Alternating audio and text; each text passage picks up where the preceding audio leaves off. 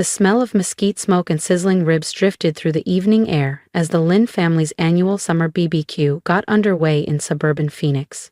Laughter echoed off the back patio walls, children darted between lawn chairs, and uncles nursed beers while debating fantasy football drafts. I leaned against the side fence, 32 now, but still treated like the confused art major who never figured life out. My younger sister Clarissa lit up the center of the gathering in her pale blue jumpsuit, animatedly describing her latest success to a circle of doting relatives. Clarissa just finished her dual masters at Wharton and MIT, my mom announced, loud enough for everyone, including me, to hear. She's had back-to-back interviews with Fortune 500 companies. That girl is going places. She smiled like she had coached every step of Clarissa's life. I sipped from my lemonade and waited for the inevitable follow-up. Meanwhile, she added, her tone shifting, some of us still can't decide what we want to do. Isn't that right, Emily? I raised an eyebrow but said nothing. Across the patio, my father chuckled as he flipped a steak on the grill. Still tinkering with your little business thing? He asked. What was it again? Digital workflow something? He laughed, not unkindly, but dismissively as always. I ran my thumb along the condensation of my glass, thinking about the 9 a.m. boardroom meeting tomorrow, the one where we would close on the acquisition of Halden & Co. and announce our newly expanded executive team. The one where I, founder and CEO of Cascade Logic, would sign off on the final approvals. Something like that, I murmured, letting it slide. Just then, Clarissa clapped her hands to get everyone's attention. Guess what? I've got a big interview tomorrow with Cascade Logic. They reached out directly. It's one of the hottest tech consultancies in the country. Cheers and congratulations erupted instantly. My Aunt Vivian rushed forward with a glass of rosé. That's amazing, Clarissa. I read an article about their founder. Brilliant woman, totally self-made. My dad nodded in approval. Their hiring bar is insanely high. They don't just take anyone. I held back a laugh, remembering the neatly prepared shortlist from HR sitting in my inbox, including Clarissa's resume. She had no idea the company she'd been gushing about for weeks was mine, that I had built Cascade Logic from my studio apartment in Tempe a decade ago, that while she climbed ladders others set for her, I had forged my own. What position are you interviewing for? I asked, keeping my tone light. Her eyes sparkled. Senior strategy consultant. Can you imagine? That's practically executive level. Oh, I replied, smiling into my glass. I look forward to seeing how that goes. She laughed, then added with syrupy pity. Maybe once I'm hired, I can put in a good word for you, Emily. I'm sure Cascade Logic has a few entry-level admin roles. My mother gave an approving nod. That's very kind of you, darling. Lord knows your sister could use the help. 32 and still, she trailed off, gesturing vaguely in my direction. Whatever this is. I thought about my penthouse corner office in downtown Phoenix, nestled on the 27th floor of the Cascade Logic headquarters, with floor-to-ceiling windows and a private conference lounge. About the Forbes profile last month that named me one of the most influential women in tech, though it had credited me by my professional alias, E.R. Lin, and featured a silhouette photo that protected my anonymity. I'd spent the last 10 years building Cascade Logic in the shadows. By choice. I knew one day this moment would come. That's thoughtful of you, I said, voice calm, almost amused. Good luck tomorrow. Clarissa smirked, brushing a non-existent speck off her manicured sleeve. Some of us make our own luck, Emily. You should try it sometime.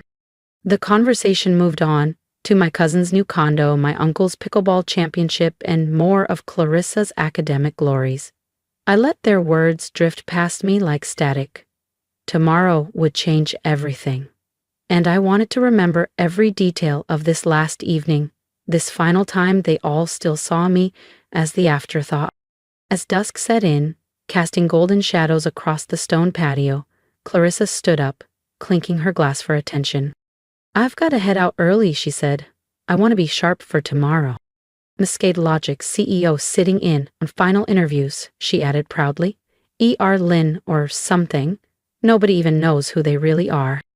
Well, they'll adore me, she declared, brushing her hair back confidently. By this time tomorrow, I'll be part of their executive strategy team. Maybe then you'll finally have something to brag about, she said to Mom with a wink. Oh, honey, Mom cooed, dabbing her eyes dramatically. We're already so proud. At least one of our daughters stayed on track. I glanced at my watch. 13 hours and 58 minutes until Clarissa would walk into the conference room and see me at the head of the table. 13 hours until everything they believed about me collapsed. I gathered my things, murmuring something about an early client call. Oh yes, your little remote gig, Mom waved off. Just, don't forget to Venmo your share of your father's birthday gift. Clarissa already covered most of it again. I nodded without replying. They didn't need to know that my remote gig had grossed 8 figures last quarter. Let them cling to their assumptions. I slipped behind the wheel of the unremarkable gray SUV I reserve for family events, leaving my white Mercedes AMG parked safely in the underground garage downtown. As I reversed out of the driveway, Clarissa's voice rang out one last time across the lawn, loud and certain. Tomorrow, everything changes. She was right. Just not the way she thought. If you want to see Clarissa's face when she realizes who's sitting across the interview table, make sure you hit subscribe, 'cause trust me, you won't want to miss what happens next. What a waste. Can't even land a real job. I smiled faintly, recalling the brushed metal nameplate that sat front and center on my desk. E.R. Lynn, Chief Executive Officer, Cascade Logic. Tomorrow, Clarissa would find out exactly what a real job looked like and why she'd never have one at my company. By 6:30 IMM, I was already in my corner office overlooking Camelback Mountain, sunlight casting golden streaks across the skyline. The quiet hum of early morning systems booting up was oddly comforting. I'd built this from the ground up, and today it would come full circle. The tailored slate gray Alexander McQueen suit felt less like fashion and more like armor. As I reviewed the agenda, my executive assistant Naya knocked gently and stepped in. Your sister's interview is set for 9 a.m. sharp, she said, handing me a slim folder. She's already in the lobby, arrived 25 minutes early. Punctual. That's new. I arched an eyebrow. She's also posted about it. Future executive at Cascade Logic. Her words. Marketing picked it up. She's even told front desk she plans to modernize the lookup here once she's hired. I stifled a chuckle. Has she now? I opened the folder. On paper, Clarissa looked flawless. Dual degrees, glowing recs, polished experience. But I knew better. The internships, set up through Dad's connections. The praise, courtesy of our uncle's law firm. A manufactured resume wrapped in designer polish. The board's wondering why you're personally handling this one, Nia added with a smirk. Quality control, I said simply, rising from my chair. How many interviews before mine? The read, she replied. All briefed, they'll ask the right questions. By 9 o'clock a.m., I stood behind the one-way glass on the upper floor, watching Clarissa strut into the conference suite. Chanel suit, Prada heels. Air of superiority. She shook hands with the first interviewer like she owned the place. Over the next 2 hours, I watched her mask slip. Every scripted answer unraveled. Every shallow credential probed. Every assumed accomplishment challenged. By the time she reached the final interview, mine, her eyes were tired, her voice uncertain, her smile noticeably forced. Send her in, I told Nia. She stepped inside my office, trying to hide her awe as she took in the floor-to-ceiling windows, curated art pieces, and the understated dominance of the room. My back was to her, chair turned toward the panoramic view. Please, have a seat, Miss Lynn, I said, voice calm and clipped. She said, folding her hands in her lap. Thank you for meeting with me, Mr. Lynn. I understand how valuable your time is. I turned slowly in my chair, letting the moment stretch.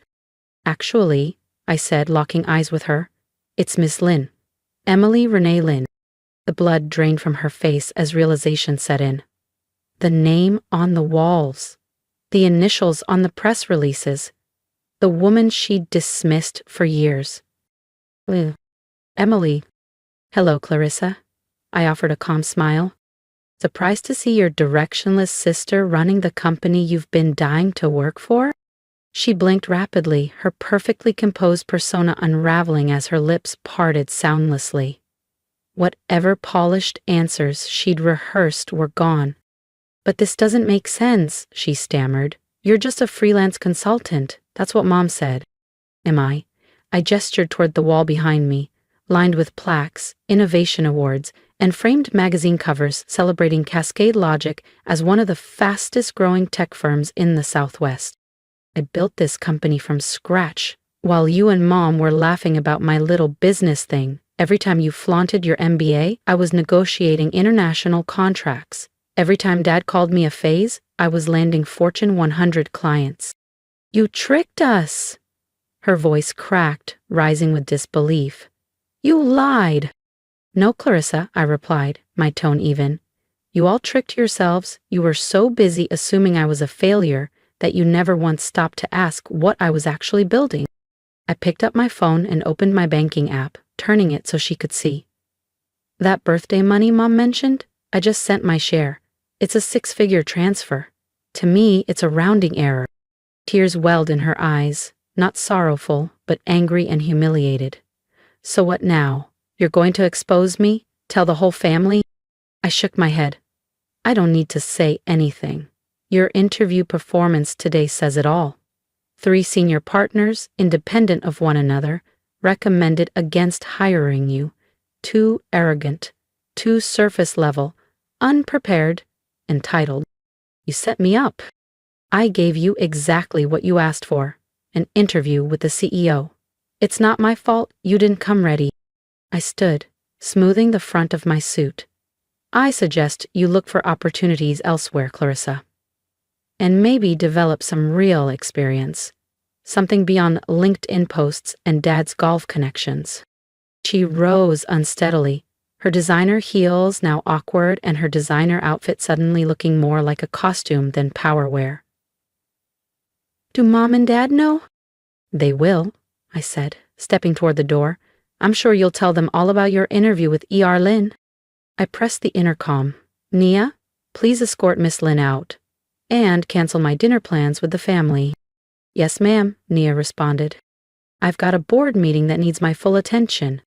As the door closed behind her, I heard the sharp crack of her voice break in the hallway, followed by muffled sobs. Not the victorious exit she had envisioned. Within an hour, my phone buzzed with family messages.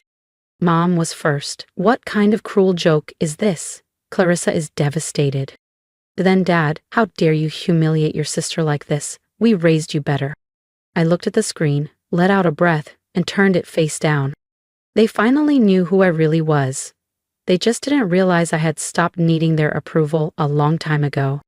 I replied to the family group chat with just one message. You raised me to be successful. Congratulations. You did.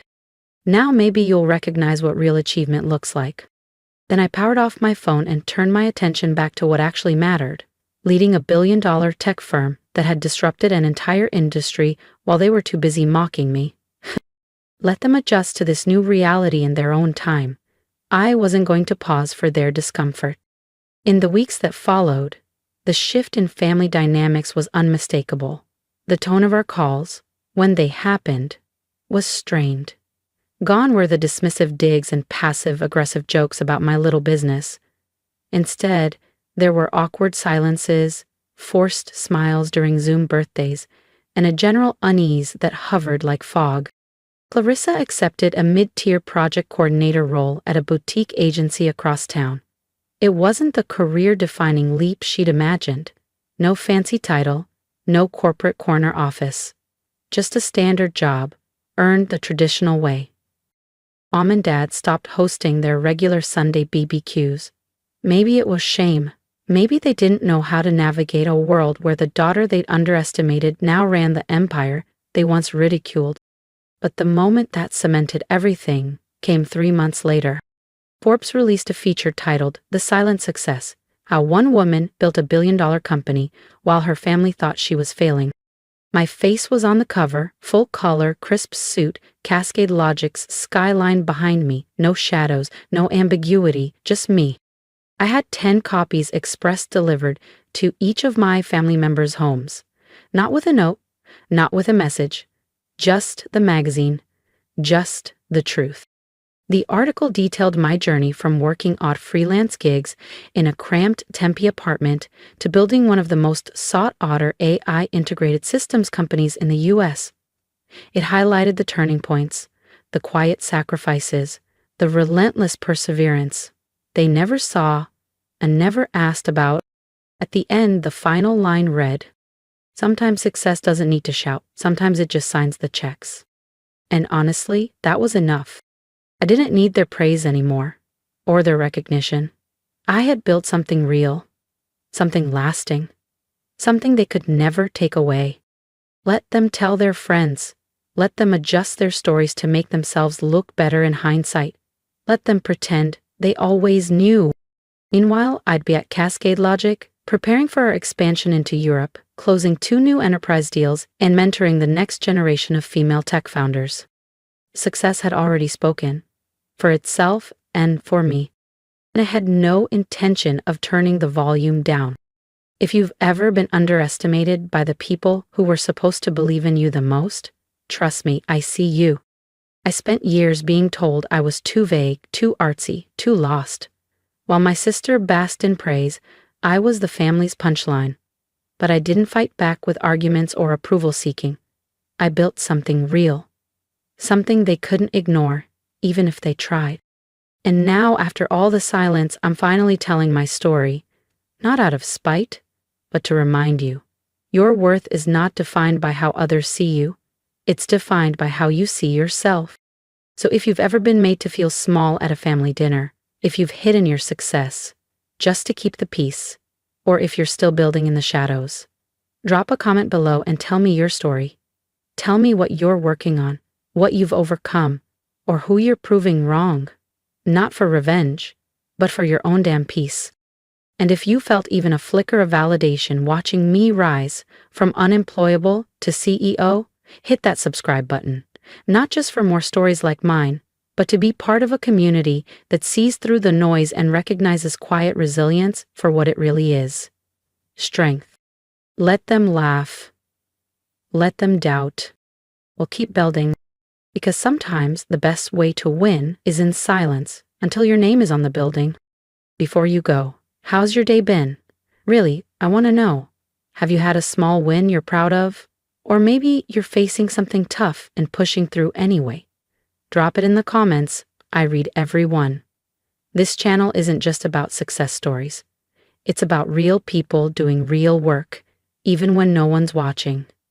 Let's celebrate the quiet victories together.